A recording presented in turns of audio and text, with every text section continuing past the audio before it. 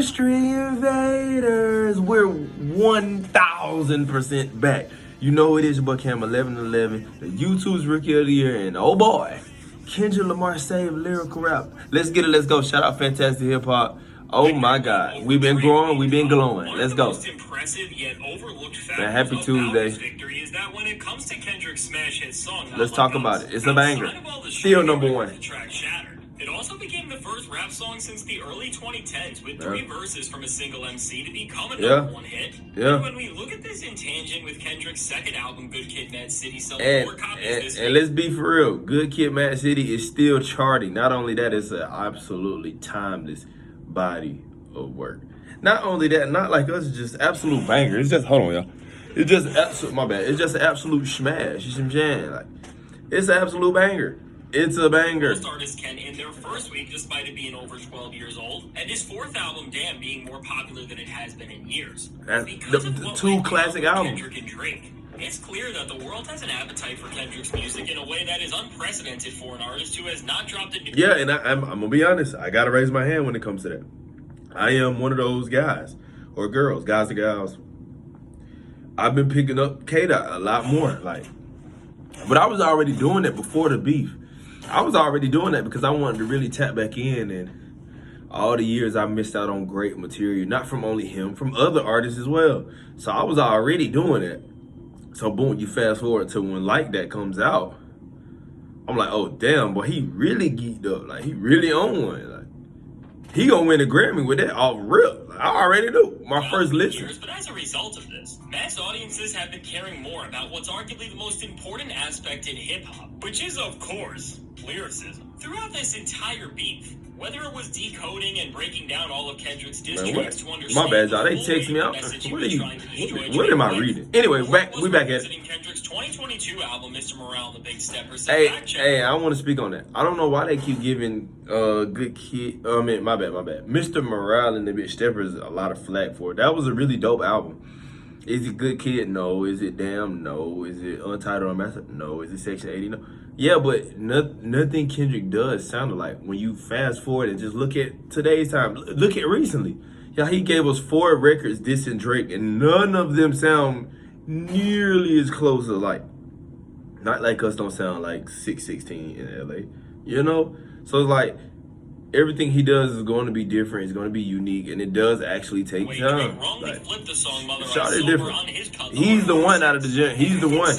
He's the one. Kendrick Lamar, from his most Undisputed diss tracks to his most conscious storytelling cuts, have all been looked at in a way that any lyrically driven rapper's music has not been in a very long time. And as a result of this, the art form that's historically been most important to hip-hop is at the center of the genre in a way that it has. And I love that. I love that. Bring lyrics back. And with us currently being in an era in rap music where things have been getting much stupider, to say the least, this shift in taste is more important than ever. Now, I want to be very clear about something. I'm not bashing the way hip-hop has shifted into a genre that... Yeah, but wait, I am, though.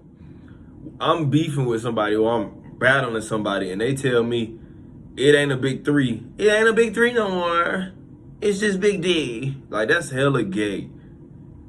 Like, that's... Come on, bro. Come on. That's very zesty. That's very zesty. You dig what I'm saying? So it's like... And there's nothing wrong with being gay, but you're portraying it as not gay. That's what the issue is, y'all. Like, no, we don't mind if you're gay or you live a different lifestyle or you're a part of the LGBT community. That's not the problem. The problem is when you're portraying as this and that and running from the truth or not being your true self. You know, that'd be the issue with that type of stuff. But like, it ain't no Big 3 no more. It's Big D is one of the worst lines I've ever heard in my damn life. No cap. Production and that is true. Era, and this is what is amazing about what Kendrick is doing right now. By having all the eyes of the culture on him, and a song where he spits 3 entire verses that are getting played and chanted everywhere. Kendrick is not destroying another aspect of rap music, but he's bringing back balance to hip-hop to make the genre the strongest it has been in quite some time. And it's genuinely amazing just how much incredible. People are thinking about each word. And that's what I really love the most. Because rap was dead. Like, just think about the guys from the 2016 class. Like, them boys even falling off outside of 21. Shit. Yachty ain't never sold 100K. And Yachty's one of my favorite guys. He's never showed 100K ever in his life. Uzi got a lot of sauce and magic to him. But if you look at the perception, my bad, y'all, I got a burp. If you look at the perception online, the Pink Tape is easily his worst album he's ever put out. From the fans. The fans saying it. It's not me saying it. I thought the Pink Tape was cool. I thought it was cool, but it's just, Lamar has ever said right now. Whether it's going back a lot is changing, man. Lyrics matter. Kendrick's been alluding to his tension with Drake for years, or people revisiting a song like his and Baby Keem's 2023 collab to Hillbillies. While we may have originally thought that Kendrick and Keem were interpolating Drake's Honestly Nevermind cut Sticky, in actuality, they were mocking both it and Drake. Kendrick's music has been a goldmine to the entire music world right now, where people have... Hey, did y'all know that about Kendrick and Keem Hillbillies? They were poking fun at Drake. I didn't know that. I'm gonna have to go back and listen to that Hillbillies. I'm definitely have to go back and listen to that. Damn. To discover or rediscover how powerful his catalog has been. Yeah, that's insane. But also to see just how effective the art of storytelling can be. And when we look at this, no album has been showing how enthusiastic hip-hop is towards lyricism as a whole right now than Kendrick's 2022 project, Mr. Morale and the Big Steppers. Now, with this record, despite it still being a massive success when it released, majority of people felt like it was Kendrick Lamar's worst album since and that's insane. insane. And this was because the album traded in the commercial appeal a record like Damn had. And instead of making more stadium-moving hits like Humble and DNA, Kendrick decided to pull back all the curtains and optics and write one of the most painful albums that has ever been released in the hip-hop space that is all about himself and his failures as a man, husband, and father. Now, between the more abstract soundscapes that Kendrick dove into to make this confessional work feel more raw and vulnerable, to the writing which got so vivid, painful, and specific with its storytelling that turned people away or even just bored listeners who were trying to hear an album that was narratively less intense. While Morale wasn't universally loved like Kendrick's other records when it first dropped because of just how different it was from anything else. They was really hard on his album. And you know what killed it too, though, y'all? What killed it too is he took so long to put it out. He put it out 5-6 years later. That kind of hurt it too. It's like, damn, bro.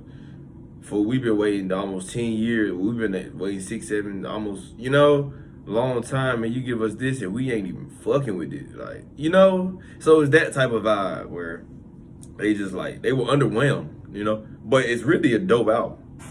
Really a good album. With this beef, Kendrick and Drake's back and forth has almost served as promotion for the project in of itself, as from Kendrick predicting the personal angles Drake would use against him because of how vulnerable he got on this record, to Drake and then trying to throw so much of what Kendrick said here back in his face to make him look awful. Mr. Morale was at the very center of this beef because all of its content and subject matter fueled Kendrick to have the vulnerability and depth to dig deeper into Drake than anyone else has before, which he directly stated on a track like Meet the Grams.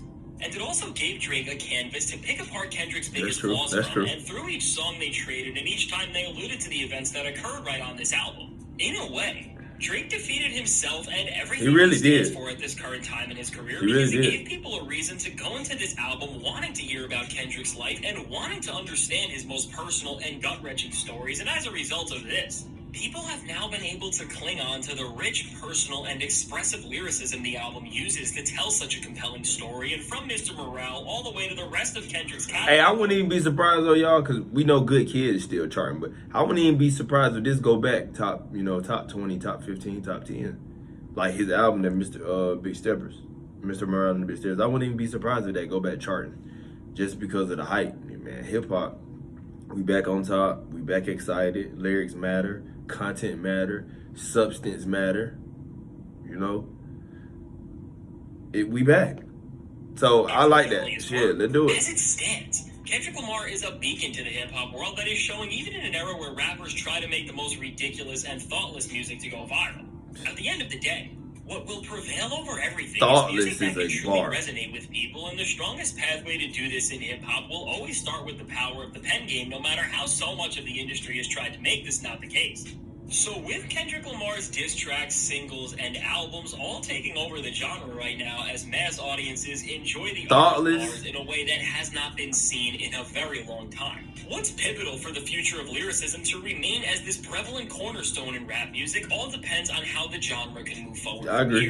Now, with the public seeing Drake as an absolute clown after this feud, Goofy. music executives to artists, Everyone has seen firsthand that the power of lyricism is a skill that is more capable of doing greater things than even the most viral baiting songs can, and with this, the entirety of the hip-hop world is being challenged to see how they can build on the foundation of this pillar of rap music that Kendrick has shown is very well still healthy and alive. Yeah, Now, in recent years, underground acts like Griselda already helped redefine what lyricism can be, and after a period of time where some rappers made the art of spitting bars seem so cringe with the whole anti-mumble rap movement, guys like Westside Gunn and Benny the Butcher. Yeah, Benny, shout out Benny the Butcher coming, no. Shout out to the Butcher. Made the skill of it cool again, and this impact was shown on the Hey, highest who's your level favorite though? Out of Griselda, who's your favorite? Yeah, obviously mine is Benny the Butcher. I love Benny the Butcher, but Benny the Butcher's a monster. Like, he's so raw. Like Travis Scott, and He's so Tyler, raw. the creator, took direct influence from No them did. to release albums that featured their best rapping in years. So with Kendrick,